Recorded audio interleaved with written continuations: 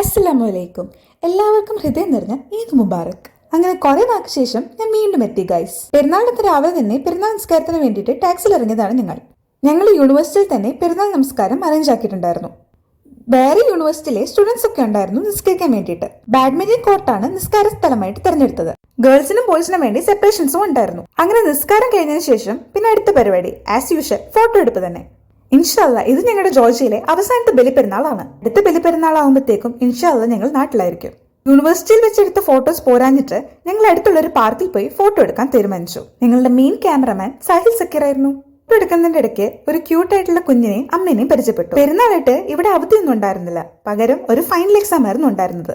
അങ്ങനെ എക്സാം കഴിഞ്ഞ് വീട്ടിൽ വന്നപ്പോൾ ബിരിയാണി ഇല്ലാതെ എന്ത് പെരുന്നാൾ, അങ്ങനെ പെട്ടെന്ന് തട്ടിക്കൂട്ടിയ ഒരു ചിക്കൻ ബിരിയാണി റെഡിയാക്കി.